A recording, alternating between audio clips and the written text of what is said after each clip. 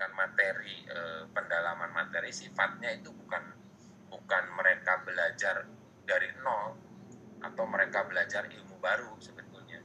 Sebetulnya itu sudah ada pada saat mereka kuliah S1. Pada saat kuliah S1. Jadi sifatnya sebetulnya pada saat kita membaca modul-modul pendalaman materi, itu pendalaman yang sifatnya merefresh ya sebetulnya, merefresh.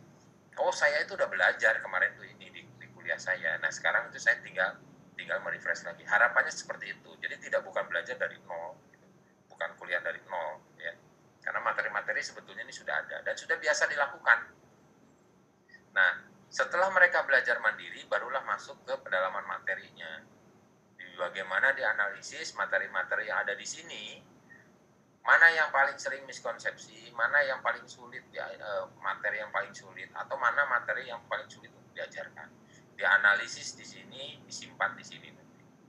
Ya.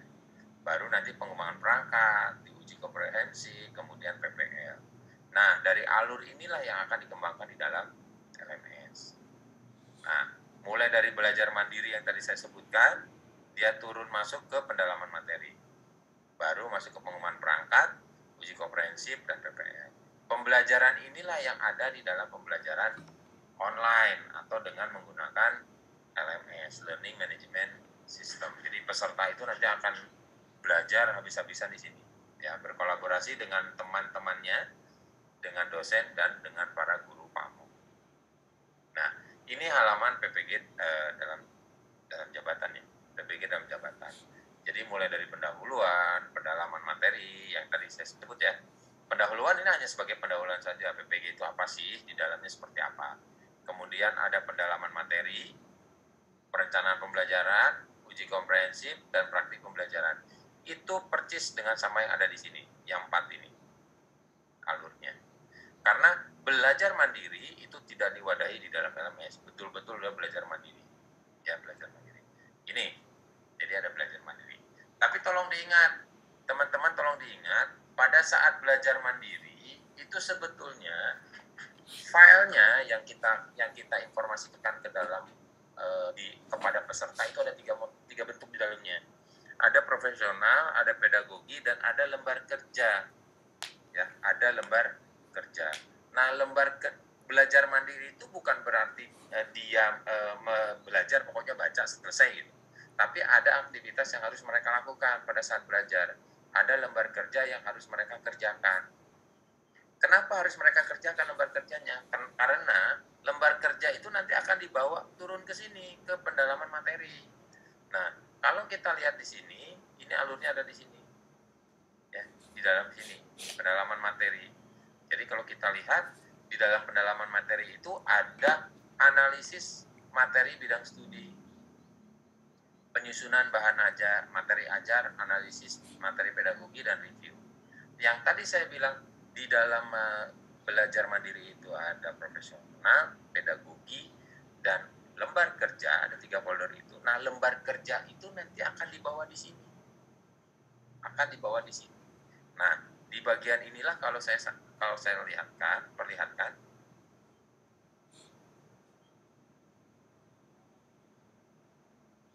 saya langsung perlihatkan saja ya, jadi langsung nanti biar tampak. Ini saya izin stop dulu, saya share kembali.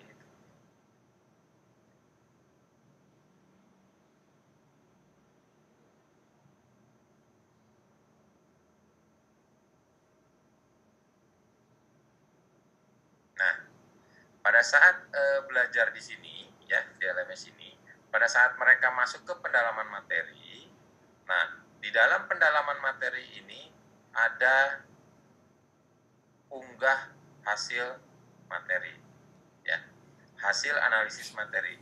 Unggah hasil analisis materi ini adalah unggah materi lembar kerja ya, lembar kerja belajar mandiri.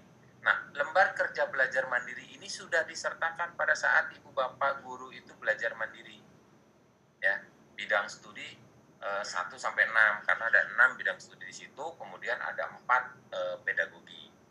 Nah, hasil analisis ini akan digunakan hasil analisis materi yang ada di lembar kerja ini akan menjadi prerequisite ya, prerequisite atau syarat mereka untuk bisa masuk ke kegiatan analisis materi ajar. Jadi maksudnya begini, si guru itu datang itu bukan dengan kepala kosong gitu. Datang itu dengan kosong dan mereka tinggal nunggu mana silakan siram saya dengan ilmu pengetahuan yang ada di dalam PPG. Bukan seperti itu. Artinya dia belajar dulu, berusaha untuk mengisi si kepalanya. Di belajar mandiri, isi kepalanya diisi semua, dituangkanlah di lembar kerja belajar mandiri dari setiap modulnya, modul 1 isi apa, modul 2 apa, modul 3 apa sampai modul 6. Nah, ini mereka untuk diminta untuk uploadkan di sini. Diuploadkan di sini ya. Setelah ini diuploadkan di sini, maka ya setelah ini diuploadkan di sini ya. Setelah ini diuploadkan, maka mereka akan bisa langsung masuk ke analisis materi bidang studi. Nah, di sini ada restrict. Jadi kalau Ibu Bapak bisa dilihat di sini ya. Nah, restrict. Artinya apa? Peserta yang belum mengupload atau mengunggah hasil analisisnya terkait belajar mandiri, dia tidak akan bisa masuk ke sini. Artinya mereka tuh dipaksa baca. Kemudian analisis. Ya. Kemudian analisis, ada apa di dalamnya? Silakan analisis. Begitu dianalisis, unggah. Nah, itulah yang nanti akan menjadi bahan diskusi kita di proses pembelajaran di berikutnya di LMS. Di sini ada modul 1, 2, 3, 4, 5, 6. Artinya, modul 1 sampai 6 ini adalah modul profesional.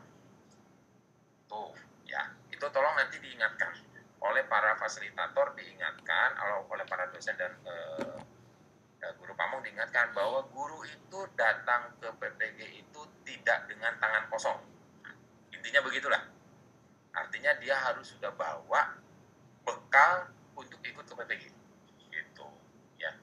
Bekalnya dari mana? Diri belajar mandiri. Nah, jadi kalau kita lihat,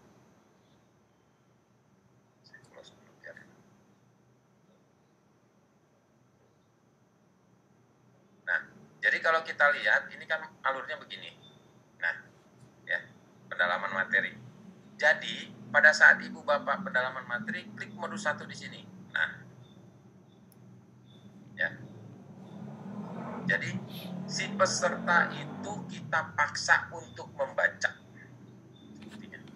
Kita paksa untuk membaca, kita paksa untuk mengikuti aktivitas pembelajaran.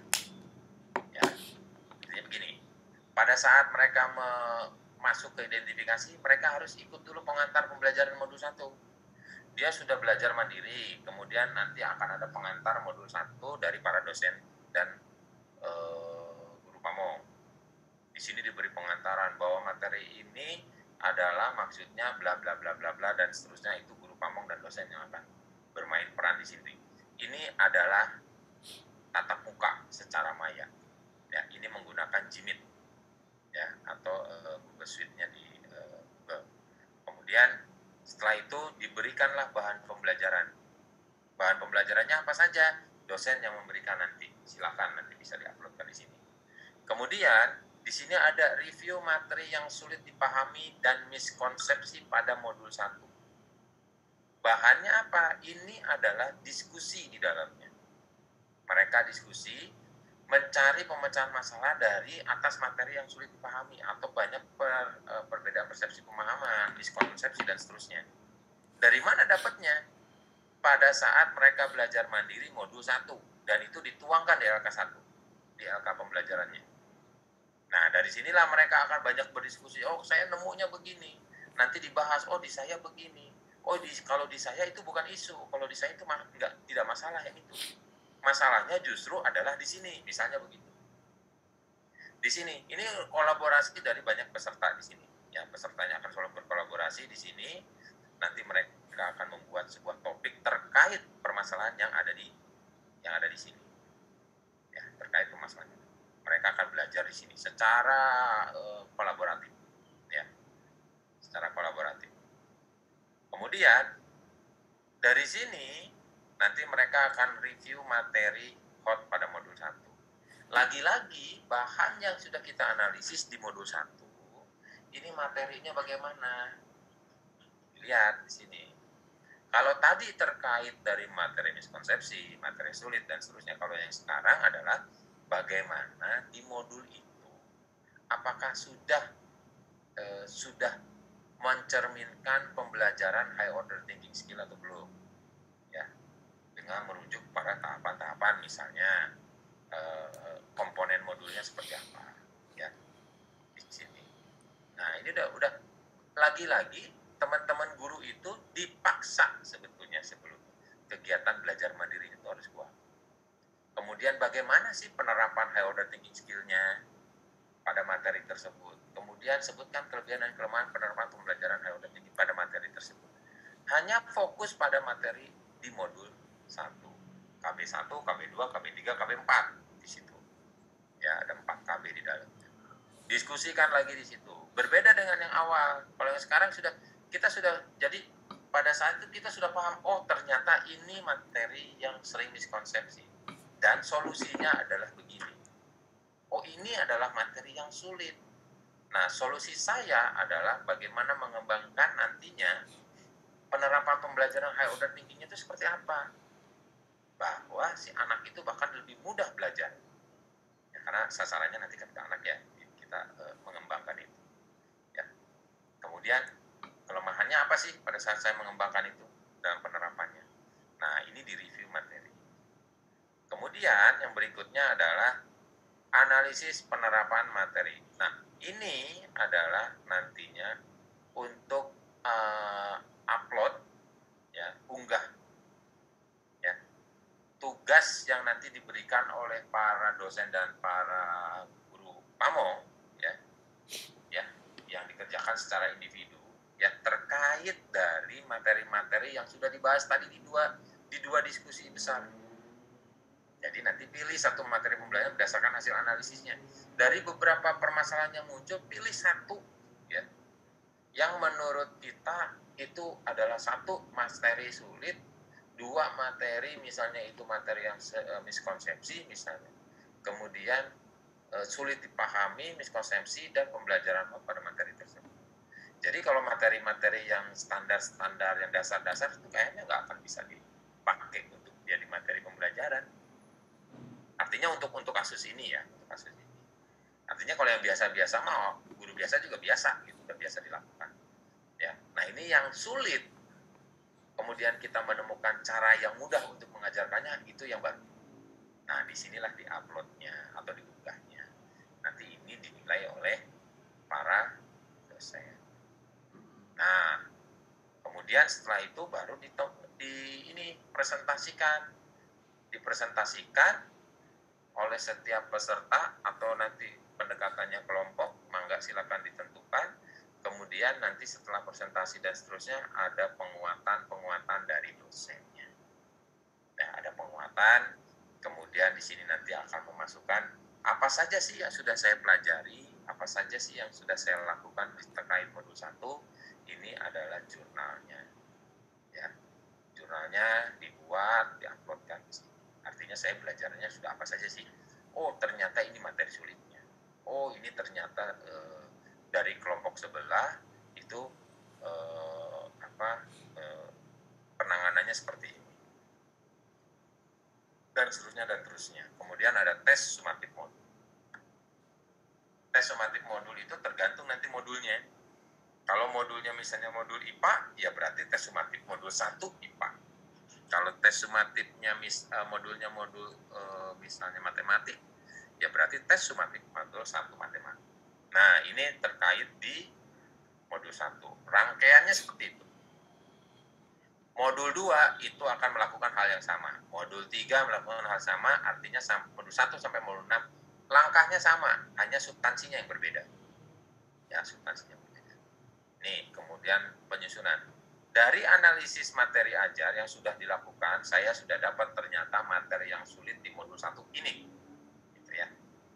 Kemudian saya susun materi ajarnya, diawali dengan pengantar. Dosen memberikan pengantar terkait apa yang akan kita pelajari.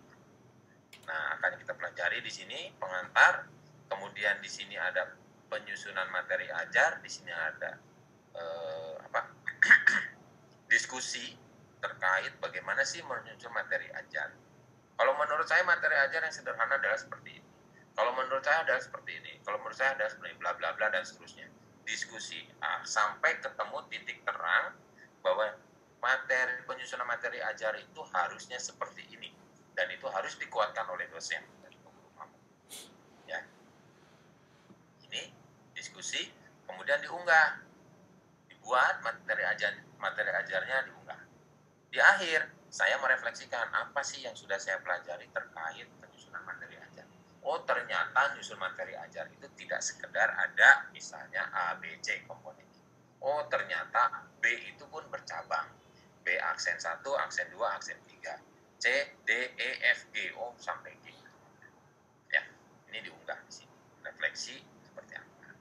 Kemudian setelah penyusunan materi ajar, setelah nemu materi yang sulit, miskonsep, kemudian dikembangkan materi ajarnya, kemudian masuk ke materi ajar pedagogi. Ya, pedagogi. Kemudian teman-teman dosen dan para guru pamong bisa memberikan pengantar pembelajaran terkait modul pedagogi. Modul pedagogi itu ada 4, ya, pedagogi 1, 2, 3, 4. Nah, modul pedagogi itu nanti yang akan dipelajari. Jadi, pertama review, klasifikasi, konfirmasi modul pedagogi, diskusi di sini. Kemudian identifikasi masalah kesulitan belajar peserta didik. Apa sih masalah belajarnya? Diskusikan di sini bisa-bisa. Kemudian identifikasi model dari pembelajaran inovatif. Ya, bagaimana sih di dalamnya ini nanti dari identifikasi pembelajaran yang inovatif. Ya. Itu kemudian bertemu dengan para dosen, kemudian di sini melakukan penguatan pembelajaran, kemudian selalu diakhiri dengan refleksi. Jadi si peserta itu selalu dibiasakan membuat apa sih yang sudah saya pelajari, apa sih yang saya tadinya nggak tahu, jadi saya tahu, apa sih yang tadinya saya tidak paham menjadi paham, apa sih saya yang tadinya kurang mengerti menjadi mengerti, apa sih yang tadi saya tidak bisa membuat, kemudian saya menjadi bisa membuat, direfleksi. Kemudian tes sumatif modul pedagogi yang dirangkum dari 4 modul pedagogi. Kemudian review materi ajar. Setelah dianalisis, kemudian disusun materi ajarnya, kemudian diberikan muatan pedagoginya sesuai dengan materi ajar pedagoginya, baru di-review.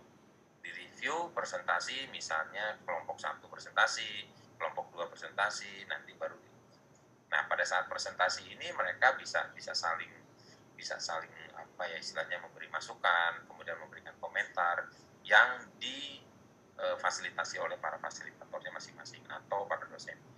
Itu jadi pendalaman materi. Berbeda dengan tahun 2020. Kalau 2020 itu per modul itu langsung belajar substansinya. Ya, belajar substansinya langsung. Kalau ini enggak. Jadi mereka diminta untuk menganalisis lebih tinggi ya, lebih apa ya istilahnya aktivitas pembelajarannya itu dia diminta untuk lebih dalam. Setelah selesai itu ada perancangan pembelajaran. Kalau tahun lalu perancangan pembelajaran itu dibagi menjadi 2. Perancangan pembelajaran itu ada pengembangan perangkat pembelajaran 1, kemudian direview pengembangan perangkat pembelajaran. Nah, kalau di sini di tahun 2021 itu dimulai dari identifikasi masalah dan rencana aksi, penyusunan dokumen, peer teaching, diuji cobakan, kemudian direfleksikan, kemudian dibuat rencana tindak lanjut.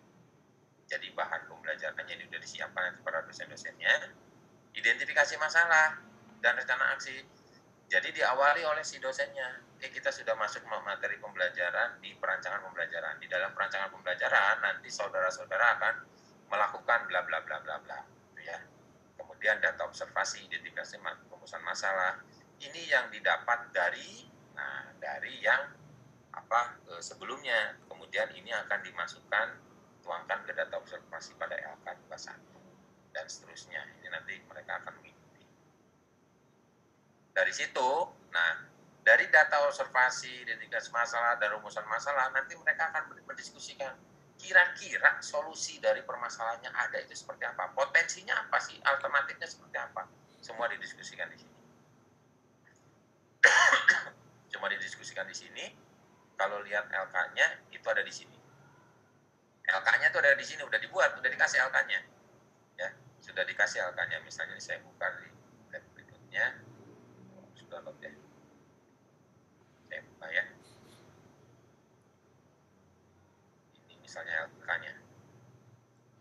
Nah, ini LK-nya. Jadi ada format identifikasi masalah bla bla bla bla.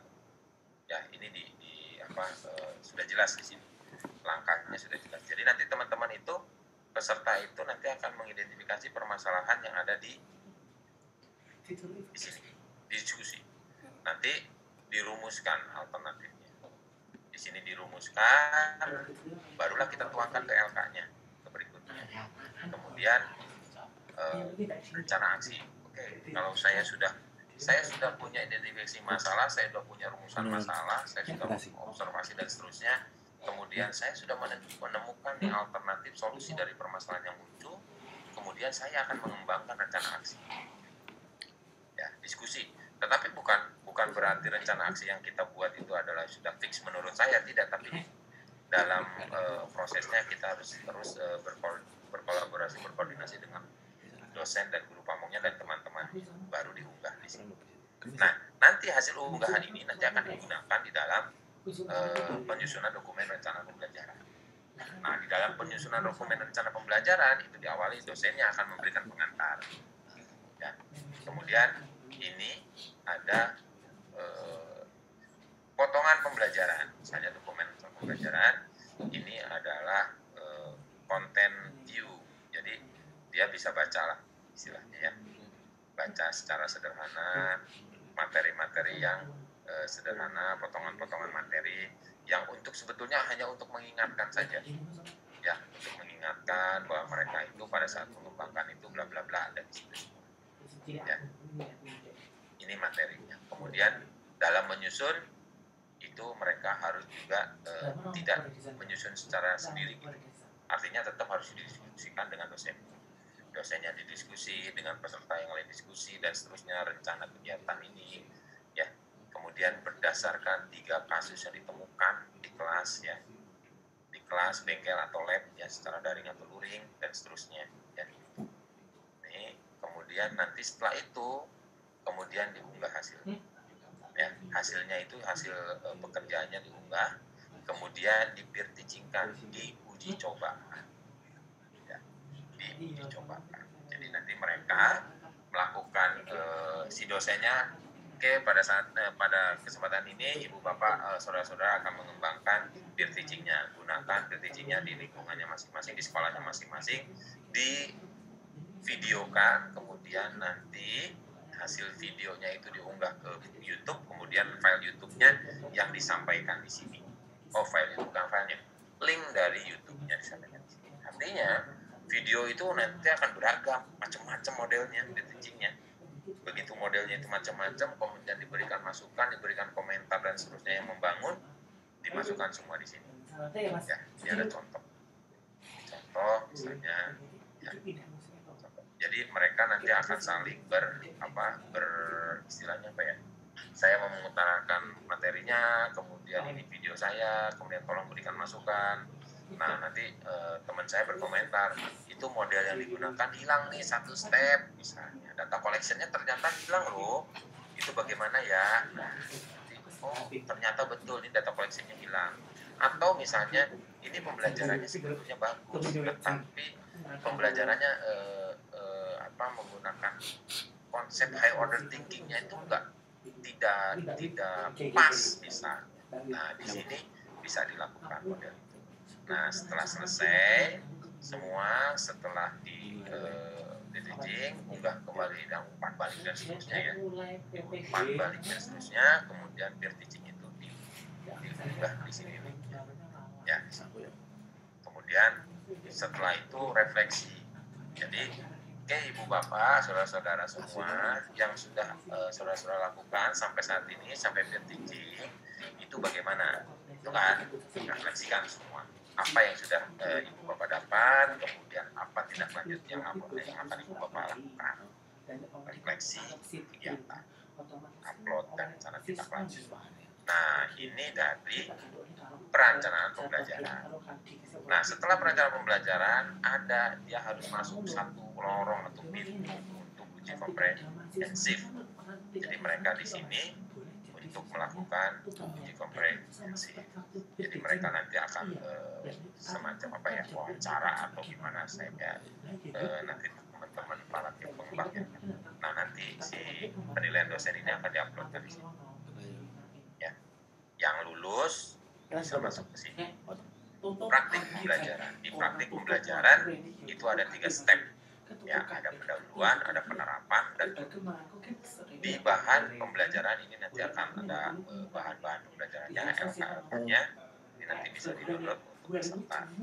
Nah, pelaksanaan diawali seperti biasa kan diawali oleh para dosen dan guru pamongnya. Oke, silakan bla bla bla. Ibu Bapak akan mulai melaksanakan praktik pembelajaran ke-1 dengan substansi materi yang sudah dikembangkan sebelumnya. Nah, di dalam pelaksanaan praktik di sini Ibu Bapak melaksanakan praktik, kemudian nanti mereka akan membuat sebuah diskusi terkait hasil dari praktiknya, praktik pembelajaran ke-1. Kemudian apa yang sudah tadi hasil praktiknya itu kan di videokan nih. Kemudian videonya diedit rekaman praktik pembelajaran 1. Setelah selesai baru diunggah. Kemudian sebagai penutup dosen memberikan penutup dan penguatan di praktik pembelajaran 1. Kemudian diberikan rencana tindak lanjut. Itu pelaksanaan praktik pembelajaran ke-1. Nah, praktik pembelajaran kedua juga sama. Ya. Setelah dapat perbaikan masuk ke praktik pembelajaran kedua. Kemudian terakhir pembelajaran ketiga, alurnya sama. Itu terkait alur dari proses pembelajaran yang ada di LMS. Sangat berbeda dengan alur yang pembelajaran tahun 2021. Kalau tahun 2021 itu sampai 7 alur. Ya, 8 kalau dengan uji komprehensif. Ya, ini saya skip karena dia sudah, Nah, nanti para user di kelas itu, dosen dan guru pamong itu di-set sebagai teacher. Admin LPTK juga di-set sebagai teacher, tapi peserta dan guru itu di-set sebagai student. Ya, set sebagai student, kemudian semua harus terdaftar di SIM PKB, ya, login melalui SIM PKB, single sign on, ya, semua aplikasi yang sudah terintegrasi dengan SIM PKB itu pasti lewat SIM PKB. Kemudian nanti web meeting, Ibu Bapak, nah, contoh web meeting itu ini. Nah, ini web meeting nih. Nah, ini tuh web meeting. Web meeting ini adalah menggunakan Gmeet. Ya, dosen dan guru pamong atau admin LPTK nanti akan disematkan akun G Suite-nya. Jadi nanti misalnya Yoki nih sebagai dosen, nanti dosen PPG, nanti saya akan disematkan akun Gmeet-nya. Sehingga nanti saya akan mengembangkan atau membuat ruangan untuk pertemuan secara online atau di dalam kelas secara online. Saya akan masukkan itu, kemudian saya simpan di sini. Kemudian nanti peserta itu akan login masuk ke sini. Ya, masuk ke sini. Itu